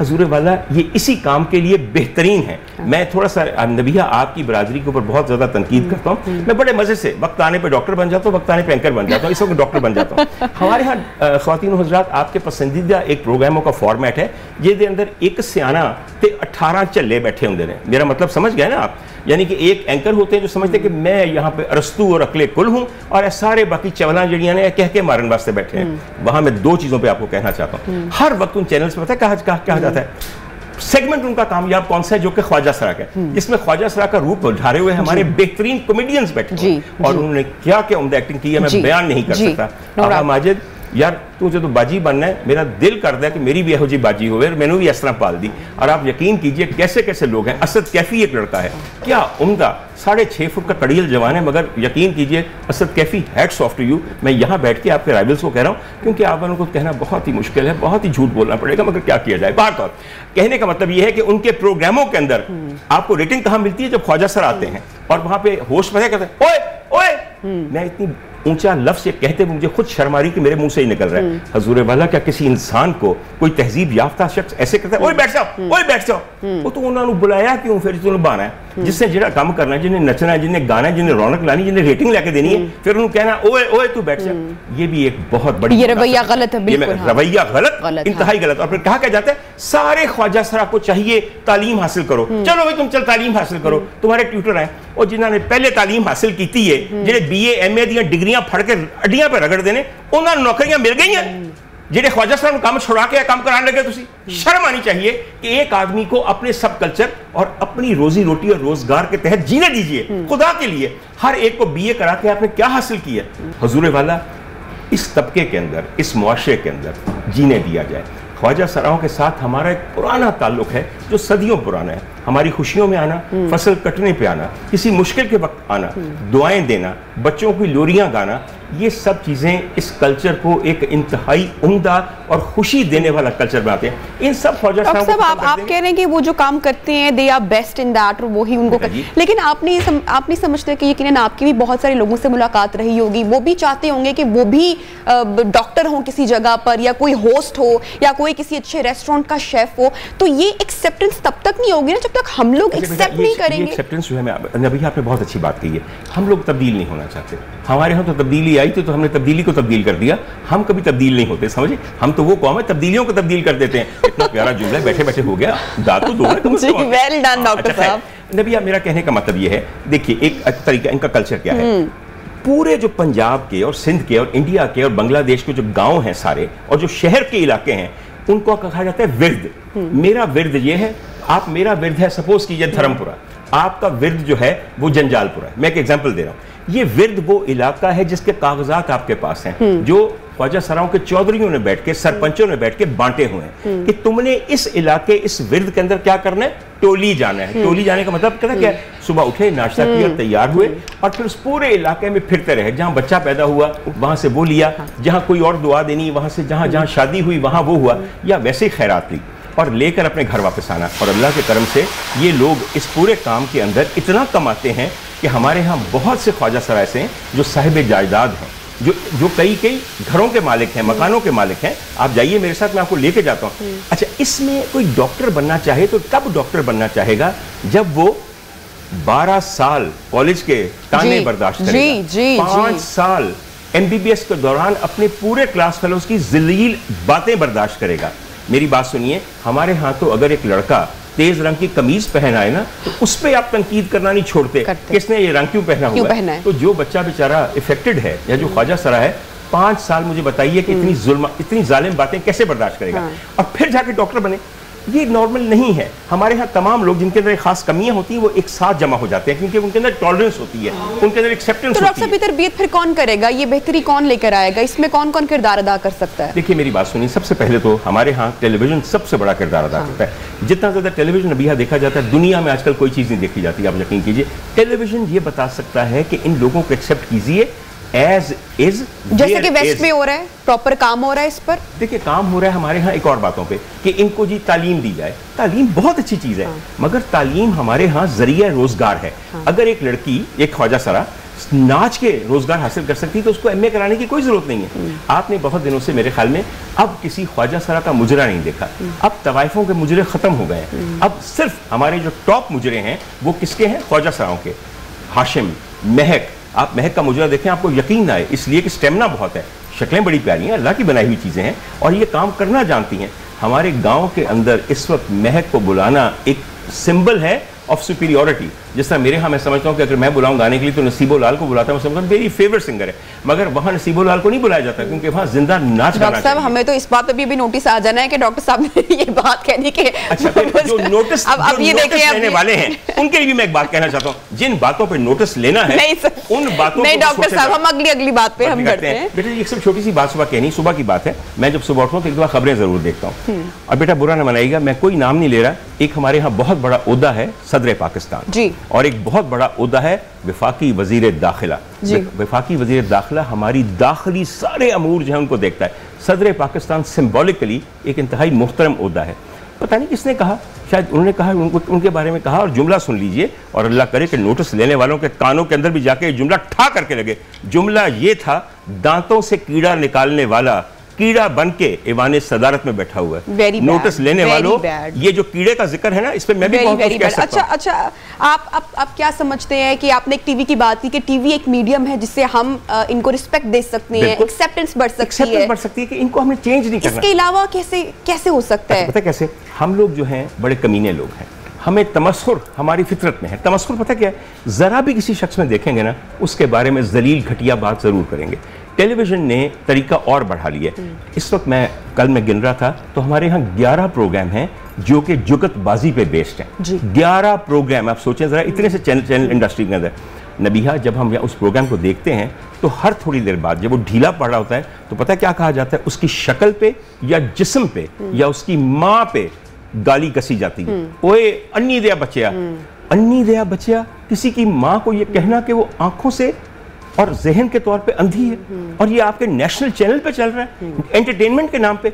नबीहा, मेरा मुंह तो बंद कर लोगी, इनके मुंह कब बंद करोगी, इनके दिमाग कब दुरुस्त करोगी? और ये कहना, एक बच्चा साहब, एक साहब सामने बैठे हो, अच्छा चूंकि मुझे हमारे कॉमेडियन से मुझे इंतहा से ज़्यादा मोहब्बत है, उनके जिस्मानी ऐबों के ऊपर देखो जी आड़ू ग्रेनेड आ गया। मतलब मेरी बात समझने की कोशिश कीजिए। मैं एक बात, और पैमरा प्लीज मेरी बात सुनिए, और पैमरा जब तक आप ठीक है, हमें एक टीवी शोज हमारे जितने हैं, अगर टीवी शोज पर नहीं तो हम वेब पर बहुत सारी ऐसी डॉक्यूमेंट्रीज बना सकते हैं, बहुत सारे ऐसे शोज कर सकते हैं जहां पे हम टीच कर सकें, जहां पर हम एजुकेट कर सकें कि ये तबका हमारे मुआशरे का हिस्सा है और इनको रिस्पेक्ट देना हमारा, ये हमें अपने बच्चों की तरबियत करनी है। और अगर आज की माएँ, हम लोग ये जिम्मेदारी उठाएं, अपने बच्चों को बेहतर डायरेक्शन दें, तो मेरे ख्याल से आने वाले वक्त में ये तब्दीली आ सकती है। एक बात ये, और एक बात ये बात बहुत जरूरी करनी कि आप इनसे जाके दोस्ती करके देखें, जब तक आप इनको जानेंगे नहीं। मैं यहाँ पे एक जिक्र करना चाहता हूँ, मैं जब लाहौर आया था कुछ अर्सा पहले, काफी साल हो गए इस बात को, एक खातून मेरे प्रोग्राम में आई। मैं उनको खातून कहता हूँ इसलिए कि वो खातून समझती है अपने आप को। उनका नाम आशी भट्ट है। आशी भट्ट एक बेइंतहा जिम्मेदार खातून है, हसीन तरीन, उम्दा तरीन खातून। अच्छा, आहिस्ता आहिस्ता मैंने उनको अपनी बहन बना लिया। जब उसको बहन बना लिया तो यकीन कीजिए हर ख्वाजा सरा मुझे लगता है कि जैसे मेरा अजीज है। आप जब किसी से नफरत करते हैं ना तो उसको जाने बगैर नफरत करते हैं। एक दफा जान जाएंगे तो आपके लिए पूरा तबका ठीक हो जाएगा। आशी भट्ट के लिए मैं एक जुमला कहता हूँ जो बहुत, जब मुझे कोई मुश्किल पेश आती है या मैंने दुआ करवानी हो तो मैं आशी भट्ट को फोन करता हूँ, पता नहीं रात के किस किस वक्त, और मैं हमेशा कहता हूँ मेरी वीरा वर्गी बहन, हाय वीरा वर्गी बहन हो तो होर की चाहिए, वो दोनों खूबियां मौजूद ने।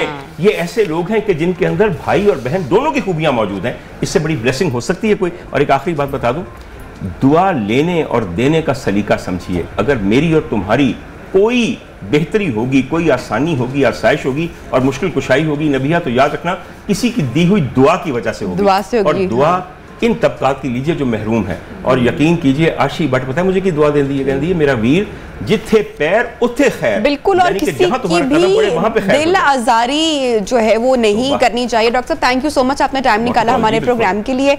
और जनाब इसके साथ ही बढ़ेंगे एक छोटे से वक्फे की जानिब, जिसके बाद प्रोग्राम को बढ़ाएंगे आगे। साथ रहिए।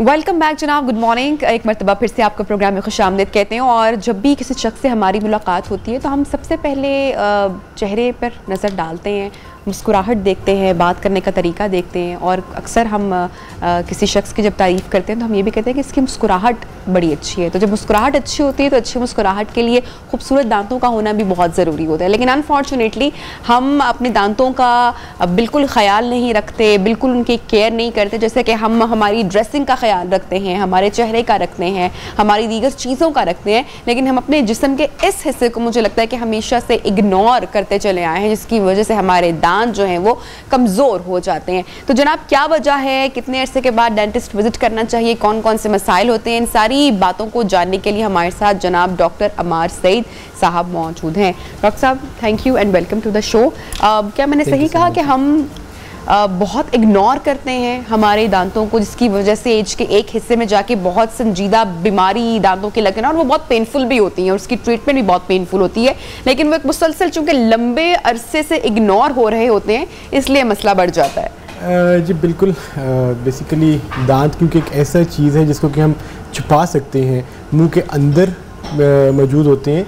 इसके बरक्स अगर किसी को हाथ पे चोट लग जाए या कोई ऐसी चीज़, चेहरे पे कोई ज़ख़म आ जाए, तो उसको हम बहुत जल्दी ट्रीट करने की कोशिश करते हैं। दांतों की सफाई को हम थोड़ा सा इसलिए इग्नोर कर सकते हैं या लोग कर देते हैं क्योंकि वो मुंह के अंदर होते हैं और उसको हम छुपा लेते हैं, जिसकी वजह से आम तौर पे जब तक वो बहुत ज़्यादा सिम्टोमेटिक नहीं हो जाते, तकलीफ़ जिस तरह आपने अर्ज़ किया कि बहुत ज़्यादा उसमें जब तक पेन नहीं होती, तब तक कोई भी प्रोफेशनल ओपिनियन के लिए ये डेंटिस्ट के पास नहीं जाता। अच्छा डॉक्टर साहब, बच्चों की कैविटी हो जाना या दांतों में कीड़ा लग जाना बहुत ज़्यादा कॉमन है, तो इसके पीछे हम यही सुनते हैं चॉकलेट्स कम खाओ, मीठा कम खाओ। बच्चों की क्लीनिंग, क्योंकि बच्चे काबू भी नहीं आते ना बहुत जल्दी आसानी से, तो क्या किया जाए? विजिट करवाया जाए या घर में ख्याल रखा जाए सफाई का? देखिए, बच्चों ने चॉकलेट्स तो खानी है, बच्चों ने तो मीठा खाना है, ये तो उनका हक है। मैं तो उनको कभी मीठा खाने से नहीं रोकता। मैं पेरेंट्स को सिर्फ एक मशवरा देता हूँ कि एक तो रात को सोने से पहले उनको सिर्फ ब्रशिंग की आदत उनको बनवा दें, पेस्ट ना करवाए, और रात को सोते वक्त उनको कम से कम सादा पानी से कुली करवा दें, उनको थोड़ा सा ब्रश पकड़ा दें ताकि वो हल्का सा अपने दांतों को साफ़ कर लें। कैविटीज़ आमतौर पे तब होती हैं जब हमारा खाना दांतों के अंदर ओवरनाइट फंसा रहता है और उसकी वजह से वहाँ पे प्रोडक्शन होती है लैक्टिक एसिड की, जिसकी वजह से कीड़ा लगता है। सेकेंडली, बच्चों के लिए ख़ास तौर पे जब बॉटल फीड लेते हैं बच्चे और उसके अंदर हम चीनी मिला देते हैं, वो चीनी की वजह से बच्चों के सामने वाले दांतों में कीड़े लगते हैं, जो कि हम बहुत कॉमनली देखते हैं। इसको हम रैम्पेंट केरीज कहते हैं या बेबी बॉटल सिंड्रोम कहते हैं। आप अगर बच्चे को शुरू से ही चीनी के बगैर दूध देने की आदत डालें तो वो मेरा ख्याल है कि हम उनके दांतों को सेव कर सकते हैं। अच्छा, अक्सर हम सुनते हैं ना, बहुत सारे डॉक्टर से जब मुलाकात होती है तो वो हमेशा हेल्थ के बारे में कहते हैं कि भाई आपको 6 मंथ्स में या ईयरली अपना चेकअप करवाना चाहिए, सारे टेस्ट करवाने चाहिए, ब्लड टेस्ट हो। तो इसी तरह मैं आपसे पूछूंगी कि हमें हमारी दांतों के चेकअप के लिए कितनी देर के बाद विजिट करना चाहिए? मेरा ख्याल है पाकिस्तान एक लो सोशो इकोनॉमिक स्टेटस वाला कंट्री है, तो हम यहाँ पे 1 साल में 1 दफ़ा ज़रूर डेंटल कंसल्टेशन करवाएं। और WHO की रिकमेंडेशन है कि साल में 1 दफ़ा स्केलिंग ज़रूर होनी चाहिए। स्केलिंग जिसको हम सफाई कहते हैं, प्रोफेशनल क्लीनिंग। हमारा जो ब्रश है वो कई सारी ऐसी जगह होती है जहाँ पे वो प्रॉपरली साफ़ नहीं कर पाता, और उसके लिए हमें 1 दफ़ा प्रोफेशनल क्लीनिंग की ज़रूरत होती है। अच्छा डॉक्टर साहब, एक और बहुत चीज़ है जो दांतों की हसासियत बढ़ जाती है, यानी कि ठंडा गर्म लगना शुरू हो जाता है, और ये बहुत ही कॉमन मसला है। इसकी वजह क्या है और इसका क्योर क्या है? हमारी जी दांत की जो आउटर स्ट्रक्चर है उसके ऊपर अल्लाह ताला ने एक प्रोटेक्टिव कवरिंग बनाई हुई है, इसको हम एनामल कहते हैं। नीचे हमारे मसूड़े हैं, जब मसूड़ा एक ख़ास हद से नीचे चले जाता है उसके बाद वहाँ पे जड़ के ऊपर ठंडा गर्म लगना शुरू हो जाता है। मसूड़े के नीचे जाने की जो बड़ी वजह है उसमें ब्रश ना करना, कड़ेड़ा लगना, या कोई ऐसी हमारी हैबिट्स जिस तरह के मसवार या पान, जिससे कि हमारे मसूड़े नीचे चले जाते हैं, और मसूड़े नीचे जाने की वजह से वहाँ पे ठंडा गर्म लगना शुरू हो जाता है। एक तो हम अपनी ब्रशिंग को प्रॉपर रखें, हार्ड ब्रश की बजाय सॉफ्ट ब्रश इस्तेमाल किया जाए। जो बहुत सख्त हाथ से लोग ब्रश करते हैं उससे उनके मसूड़ों को डैमेज हो जाता है। हमारे दांत एक बहुत पावरफुल स्ट्रक्चर है, बड़ा एक सॉलिड स्ट्रक्चर, लेकिन उसके बरक्स जो हमारे मसूड़े हैं वो बड़े सॉफ्ट होते हैं, बड़े डेलिकेट होती है। जब हम ज़ोर से उनके ऊपर ब्रश करते हैं तो मसूड़े ब्लीड भी करते हैं और वक्त के साथ साथ नीचे चले जाते हैं, जिसकी वजह से हमारी जो रूट्स हैं वो विजिबल होती हैं और वहाँ पर ठंडा गर्म लगना शुरू। ये जो घर में टोटकास किए जाते हैं पुराने टाइम से जो चलते आ रहे हैं दांतों की क्लीनिंग के लिए, क्योंकि आई नो बहुत सारे लोग नहीं जाते डॉक्टर्स के पास कि वो क्लीनिंग करवाएं या विजिट करें, तो वो मैं ज़रूर पूछना चाहूँगी, सोडा, नमक और बहुत सारी ऐसे रेमेडीज़ होती हैं, ये ठीक है, ये सेफ होती है? नमक तो सेफ है, हम नीम गर्म पानी में नमक डाल के यूज़ कर सकते हैं। उसके अंदर क्लोराइड बनता है जो कि एक नेचुरल एंटीसेप्टिक है। जो सोडा है वो बेसिकली कॉस्टिक इन नेचर है, जो कि हमारे दांत की ऊपर वाली एक लेयर को उतारता है। वक्ती तौर पे दांत वाइट तो हो जाते हैं, लेकिन एक्चुअली हम उसमें रिमूव कर रहे हैं उस लेयर को, जिसके बाद वो अल्टीमेटली आपको उस दांत में ठंडा गर्म लगने लग जाएगा। ठीक। अच्छा डॉक्टर साहब, अक्सर लोगों के मुंह से बहुत स्मेल आती है, बैड ब्रेथ का भी बड़ा प्रॉब्लम होता है, ये कैसे इसको ठीक किया जा सकता है? और ये किन वजूहात की बिना पर होता है? जी, बैड ब्रेथ मेजरली हमारे पास दांतों के अंदर एक करेड़ा, जिसको हम कैलकुलस इंग्लिश में कहते हैं, ये बैक्टीरियल कॉलोनीज होती हैं जो कि बाद में थोड़ी सी सॉलिडिफाई होके एक पत्थर की शक्ल इख्तियार कर लेती हैं। इसके अंदर जो बैक्टीरियाज हैं वो स्मेल प्रोड्यूस करते हैं। अगर हम रेगुलरली अपने दांतों की सफाई करवा लें, अपनी स्केलिंग करवा लें, तो ये जो बैक्टीरियल कॉलोनीज हैं, जो हेलिटोसिस का मसला है, ये इंशाल्लाह कम हो जाएगा। ठीक है। और अच्छा डॉक्टर साहब, अक्सर बच्चों के दांत टेढ़े मेढ़े होते हैं, जी जी, बड़े होने तक रहते हैं, यूनिवर्सिटी तक पहुंच जाते हैं। जी जी, मैं आपसे ये पूछूंगी कि ये टाइमली इन पे वायरिंग या ब्रेसेस लगवा लेना चाहिए या किस एज तक वेट करना चाहिए? और अब तो बहुत सारी एडवांस टेक्निक्स भी आ चुकी हैं, उनके बारे में भी आप हमें बताइएगा। एक्चुअली जी, हम इनिशियली जब बच्चे के दांत टूटना शुरू होते हैं उस वक्त हम अगर इसको इंटरवीन कर लें तो हम शायद ब्रेसेस से बच जाएं। अच्छा, ये किसी वजह से होते हैं? जी, इसको हम कहते हैं आर्च लेंथ डिस्क्रिपेंसी। बेसिकली दांतों का साइज एक पेरेंट से आता है और हमारे जॉ का साइज दूसरे पेरेंट से आता है। मदर और फादर के जब जॉ और टूथ साइज में डिस्क्रिपेंसी होती है तो जब दांत बड़े होंगे और हमारे जबड़े का साइज छोटा होगा तो दांत टेढ़े मेढ़े हो जाते हैं। अगर हम इसको अर्ली एज पे इंटरवीन कर ले तो हम एक परमानेंट टूथ निकाल के बाकी सारे दांतों को सीधा कर सकते हैं, जो कि नेचुरली हम इसको कर सकते ये हैं? तकरीबन 8 साल की उम्र जब बच्चे के दूध के दांत सारे गिर के उसके नहीं, 8 साल की उम्र में जब भी दूध के दांत गिरना शुरू हुए हैं, 7 से 8 साल की उम्र में अगर हम इसको इंटरवीन करें तो ये हम इसको शायद ब्रेसेस से बचा लें पेशेंट। अच्छा, इसको हम सीरियल एक्सट्रैक्शन कहते हैं, जिसमें हम 1-2 दूध के दांत और एक परमानेंट टूथ निकालते हैं जिससे कि सामने वाले दांत सीधे हो जाते हैं। मेन कंसर्न हमारा सामने वाले दांत ही है ना जी, पीछे वालों में अगर थोड़े से टेढ़े रह भी जाते हैं तो वो आमतौर पे इतना प्रोमिनेंट नहीं होते। तो 8 to 9 years is a good age to visit a dentist अगर आपको बच्चों में टेढ़े दांतों की एक्सपेक्टेशन है। ठीक। अच्छा, मैं आपसे पूछ रही हूँ कौन कौन सी एडवांस ट्रीटमेंट्स अब आ चुकी हैं? क्योंकि पहले मुझे याद है हमारे बचपन में तो बड़ा खौफ होता था कि ब्रेसेस लगेंगे क्योंकि वो बहुत ही भयानक लगते थे जब चेहरे पे थे। अब तो इनविजिबल बहुत सारी चीज़ें आ चुकी हुई हैं। हमारे पास एक तो कन्वेंशनल मेटालिक ब्रेसेस हैं, इसके बाद सेरेमिक टूथ कलर्ड ब्रेसेस आ चुकी हुई हैं जो कि बहुत कम प्रोमिनेंट होती हैं। इवन के जितने फासले पे मैं आपके साथ बैठा हूँ इतने फासले से भी वो प्रोमिनेंट नहीं होती। और एक और ब्रेसेस है जो कि दांत के अंदर वाली साइड पे लगती है, इसको हम लिंगुअल ब्रेसेस कहते हैं। इसके अलावा इनविजिलाइनर्स हैं जिसको हम अलाइनर्स के तौर पे यूज़ करते हैं। वो एक कवर सा होता है जो कि दांतों के ऊपर चढ़ जाता है और उसके मल्टीपल सेट्स होते हैं जो कि हम यूज़ करते हैं फॉर दांतों को सीधा करने के लिए। इसके अलावा सर्जिकल प्रोसीजर्स हैं, वो कम्प्लेक्स ट्रीटमेंट्स हैं। ये 3-4 हमारे पास ब्रेसेस में नई वेरिएशंस या इनोवेशंस आ चुकी हैं। ठीक है। अच्छा, मसूड़ों से खून आना भी बहुत एक कॉमन है, इसकी भी वजह वही है कि वो अंदर सेम जैसा कि आपने वो बताया? जी, कैलकुलस क्रेडा जो है वो एक ऐसी चीज़ है जिसकी वजह से हमारे गम्स में स्वेलिंग होती है, सोज पड़ती है और जहाँ पे सोज होती है वहाँ पे थोड़ी सी ब्लड एक्यूमुलेशन हो जाती है। जब उसके ऊपर पेशेंट ब्रश करता है तो वो मसूड़ा सूज के ब्लीड करने लग जाता है। अच्छा, बहुत सब टाइम हम इस तरह के काम भी हमारे दांतों से ले रहे होते हैं ना, डेयरिंग में कि जो नहीं करने होते वो भी नुकसान इसको ऑब्वियसली पहुँचाते हैं। बिल्कुल बिल्कुल, हमारे पास कई ऐसे केसेस आते हैं जिसमें कि दांत चिप हो जाते हैं, टूट जाते हैं, फ्रैक्चर हो जाते हैं क्योंकि उससे कोई ऐसा काम ही किया जाता है जो कि डेयर दी गई होती है या बोतल का ढक्कन बिल्कुल, हाँ। या खासतौर पे कुछ ये वर्क प्रोफेशंस ऐसे हैं जैसे कि ये जो है इलेक्ट्रिशियंस, ये तारे छील के अपने दांतों को बेड़ागर्क कर देते हैं।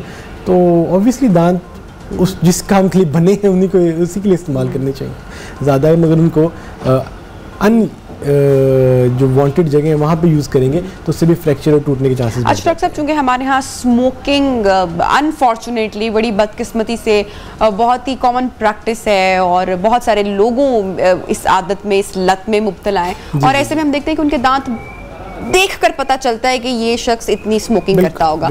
तो किस तरह से हम घर में ख्याल रख सकते हैं? हम नहीं, आई मीन स्मोकर हजरा। जी, स्मोकिंग तो जी एक सोशल इसके ऊपर एक तो हमें सबसे पहले तो आप कहते हैं कि स्मोकिंग छोड़ दें, ऐसे आप ख्याल रख सकते हैं। जी बिल्कुल जी, सबसे पहले तो ये कि हम स्मोकिंग को कम करें। स्मोकिंग छोड़ने के लिए हमें ना अपनी बिहेवियरल थेरेपीज करनी पड़ती हैं जिसमें कि हम स्मोकिंग को लिमिट करें एक सेक्शन में, एक कमरे में और अपनी पब्लिक गैदरिंग में स्मोकिंग कम करें। देखिए, कल ही मैं किसी से सुन रहा था कि गालबन यूरोप साइड पे अब उन्होंने स्मोकिंग पब्लिक प्लेसेस पे बैन कर दी हुई है ताकि अगर कोई बंदा बाहर सिगरेट पिएगा, आई एम नॉट श्योर कि किस कंट्री की बात बता रहे थे, लेकिन अगर वो पब्लिक में सिगरेट पिएगा तो उसे फ़ाइन होगा। हमारी लेजिस्लेशन की भी ज़रूरत है कि स्मोकिंग को कम किया जाए।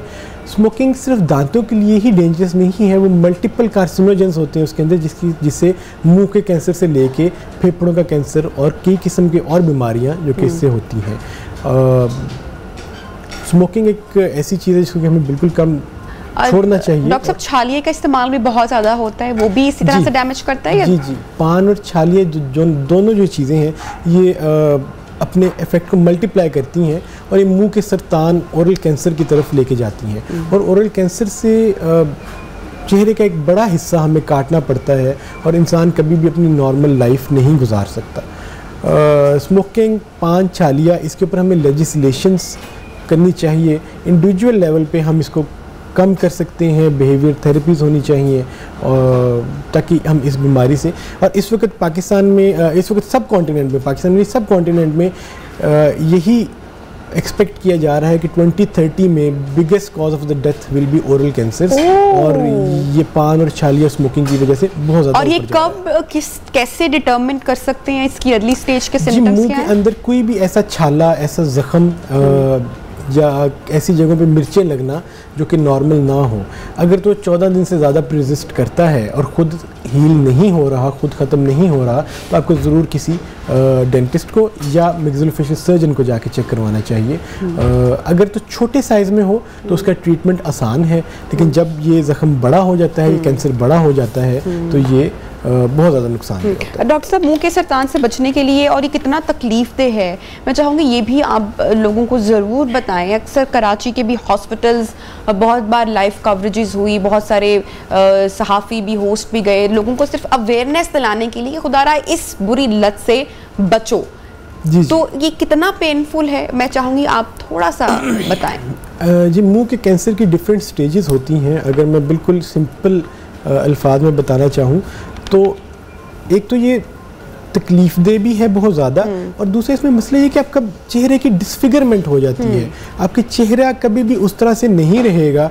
हम अगर किसी के जबड़े को काट देते हैं तो इसका चेहरा बिल्कुल एक हम इसको ओरल क्रिपल्स कहते हैं, यानी कि वो चेहरे की तरफ से माजूर हो जाती हैं। और साथ में हमें गर्दन का भी उनकी थोड़ा सा ट्रीटमेंट करना पड़ता है, गर्दन की गिल्टियाँ भी निकालनी पड़ती हैं और काफ़ी पेनफुल है। अर्ली डायग्नोसिस, जल्दी तशखीस होने से इसमें हम कम से कम मॉर्बिडिटी पे जा सकते हैं। अगर हम इसको डिले करते जाते हैं तो हम मरीज़ का survival rate 6 months to 1 year है। ऑपरेशन के बावजूद पेशेंट्स जो हैं वो एंड स्टेजेस पे बहुत जल्दी एक्सपायर हो जाए। डॉक्टर साहब, thank you so much. Doctor Ammar Saeed हमारे साथ इन कॉन्वर्सेशन थे और दांतों की सेहत के हवाले से डिटेल गुफ्तगू शेयर कर रहे थे हमारे साथ। ब्रेक पे जाएंगे और ब्रेक के बाद आपको किचन में लिए चलेंगे। Stay with us.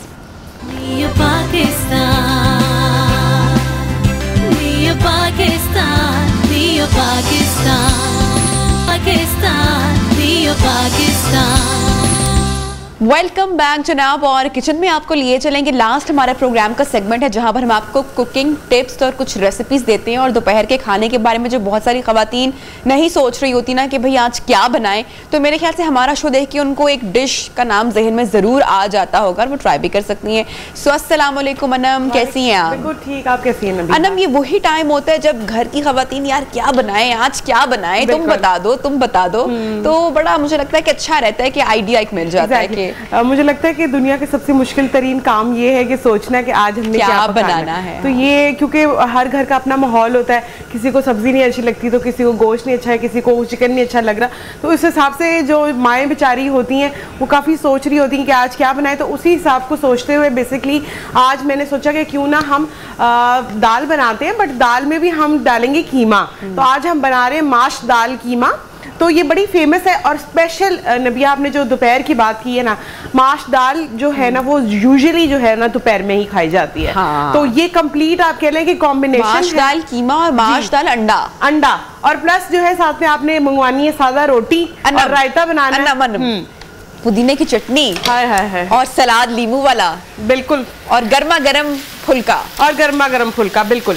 अच्छा, इसका कॉम्बिनेशन जो है बिल्कुल आपने जैसे बताया वो बड़ा जबरदस्त है। हाँ। साथ में अचार वगैरह रखे तो गर्म समर का ये कंप्लीट एक लंच है। हाँ। तो सिंपल तरीके से ये बनेगी, बहुत कोई इतना हार्ड एंड फास्ट रूल नहीं है। ऑयल लेना है आपने तकरीबन 1 कप के करीब। मीट की चॉइस आपकी अपनी है, आप मटन का कीमा ले लें, बीफ का ले लें, चिकन का ले लें। मैंने तकरीबन 1 kg के करीब कीमा लिया था, उसकी अच्छी तरीके से ऑयल में भुनाई की, नमक डाला, लाल मिर्चें पाउडर डाली, थोड़ी सी कुटी हुई लाल मिर्चें डाली, सूखा धनिया पाउडर डाला है मैंने, और अलग जो है मैंने एक बर्तन के अंदर जो है माश दाल को उबलने के लिए छोड़ दिया था। अच्छा, 1 kg कीमा था तो मैंने ½ kg जो है माश की दाल ली थी। उसको आपने इतना बॉईल कर लेना है कि वो हल्का सा जो है उसमें थोड़ी सी इतना हो जाए कि 90% रेडी हो जाए दाल, और 10% जो है आपके कीमे में आके कुक हो जाए।